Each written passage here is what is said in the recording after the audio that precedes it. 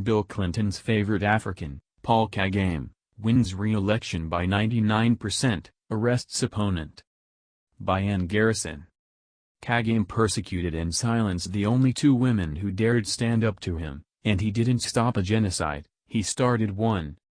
How much longer can Bill Clinton, Tony Blair, Benjamin Netanyahu, AIPAC, and associated Zionist organizations cover for Rwandan President Paul Kagame? How much longer can they claim that he was Rwanda's savior, that he stopped a genocide recalling the Holocaust, then helped Rwanda rise from the ashes? This week another woman who dared to challenge him for the presidency says he has taken vengeance on her and her family. In 2010, Kagame imprisoned Victoire Ingabire, who is now serving the 7th of a 15-year prison sentence, and now he has arrested Diane Rwigara, who attempted to stand against him this year. Like Ingabire in 2010, Rwigara was told that her name could not appear on the ballot because her nomination papers were insufficient. Kagame's election bureaucracy is a Kafkaesque maze for anyone who might pose a real threat to his reign of terror. Rwandan police arrested Ingabire, then put her under house arrest, shortly after her return to Rwanda in January 2010. They arrested and imprisoned her shortly after Kagame claimed re-election with an implausible 93% of the vote in August that year. They arrested Rwigara shortly after Kagame claimed an even more implausible 99% on August 4. As of September 5, there were many conflicting reports and no definitive account of the timeline of events before, during, and after the arrest. Al Jazeera was reporting that Rwigara had been arrested, charged, and then returned to her home. Rwigara's assistant said that she had taken over her Twitter feed and that Rwigara is now under house arrest, though not yet formally. Kagame's election bureaucracy is a Kafkaesque maze for anyone who might pose a real threat to his reign of terror. Earlier this year, Rwigara had told the BBC that she was expecting reprisal. Taking a stand or criticizing the Rwandan government is not an easy task. They do all in their power to try to discourage you and silence you. Our family businesses have been closed down. Our bank accounts have been seized. There is still a very high price for me to pay, and trust me, they have said that, after the elections, anybody who has spoken out, including my supporters, that, we'll deal with them. In a press conference earlier this year, Rwigara described Rwanda much as Ingabire did, as a nation of extreme poverty and fear hidden behind its modern capital city, Kigali, with its hotels, its convention center, and its tourist industry, which not only makes a lot of money but also propagandizes visitors about Rwanda's miraculous recovery from genocide. The ruling party, she said, is more eager to impress white people than its own citizens. While all these problems are going on, mainly high unemployment and poverty, our government is spending money building luxury hotels. The convention center cost over $300 million, the most expensive building in Africa. Why are we spending the most when we are among the poorest? Most Rwandans do not have the basic necessities like water and electricity, so our taxes should be invested in the people first. Rwanda has given priority to impressing white people instead of impressing our own people. Our country's image, though important, should not take precedence over the well-being of Rwandans.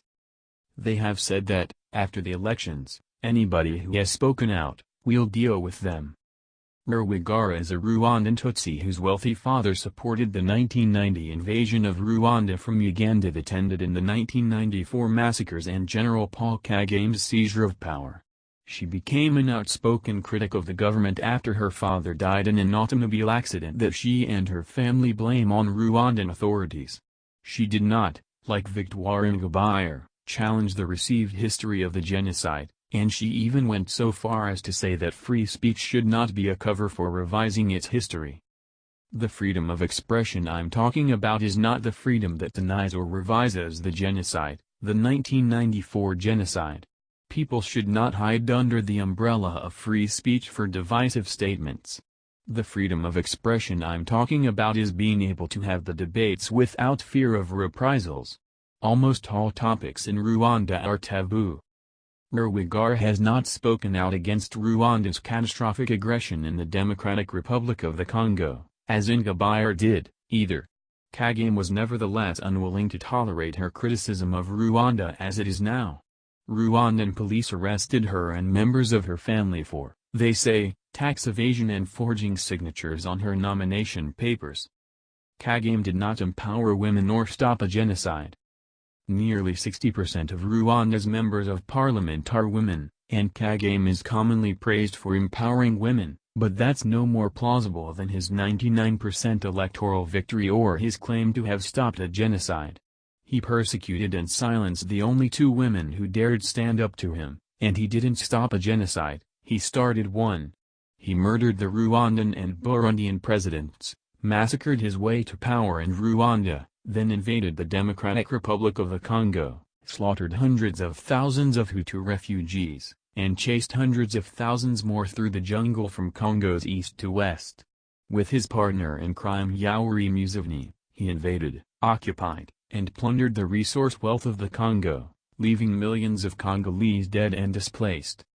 Congolese officials and military officers who are in fact Rwandan continue a stealth occupation today. Even the infamous warlord Bosco Ntaganda, who is now on trial at the International Criminal Court, ICC, is a Rwandan pretending to be Congolese. The ICC, a tool of Western imperialism, agrees to this pretense because their brief is to prosecute Ntaganda for crimes committed within the borders of Congo, not for Rwanda's crime against peace, the first and gravest international crime established by the Nuremberg Principles. A. Crimes against peace. I. Planning, preparation, initiation or waging of a war of aggression or a war in violation of international treaties, agreements or assurances. 2. Participation in a common plan or conspiracy for the accomplishment of any of the acts mentioned under I. The US and UK covertly supported Rwanda's invasions of Congo, then helped Kagame justify decades of ongoing aggression in the name of hunting Hutu perpetrators of genocide. The ICC helps them create illusions of international justice for Congolese without acknowledging the Rwandan war of aggression that they supported. What will happen to Diane Rwigara and Victoire Ingabire? It seems likely that Diane Rwigara will be tried in a kangaroo court on trumped-up charges and sent to prison, once again like Ingabire. If so, and if she appeals to the Supreme Court, she will lose, as Ingabire did. Some things in Rwanda are as predictable as presidential elections. There is one glimmer of hope: Victoire Ingabire's appeal of her conviction in Rwanda to the African Court of Human and People's Rights in Arusha, Tanzania.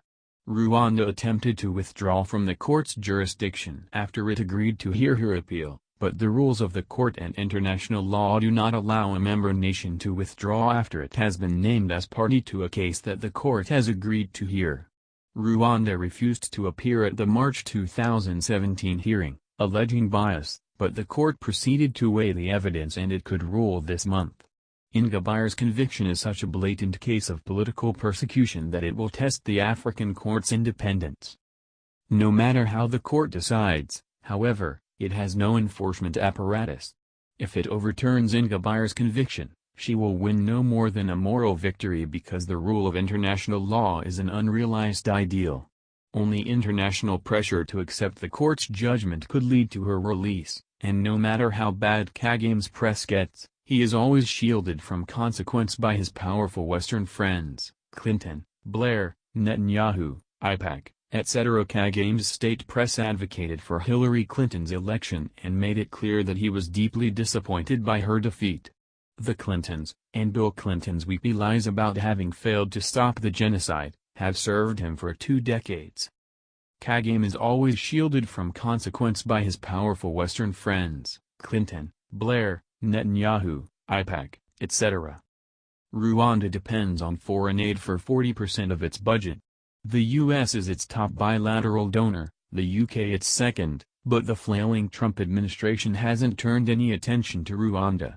It hasn't even managed to hire a new Assistant Secretary of State for African Affairs. In the UK, the Tories have supported Kagame, as Tony Blair and his government did, despite all the evidence of Kagame's crimes. After Rwanda's M23 militia ravaged the Kivu provinces in 2012-13, Britain sharply increased its aid to Rwanda from £59 million in 2012-13, to £84 million in 2013-14. In 2014-15, British aid to Rwanda was £70 million, and a year later, £66 million.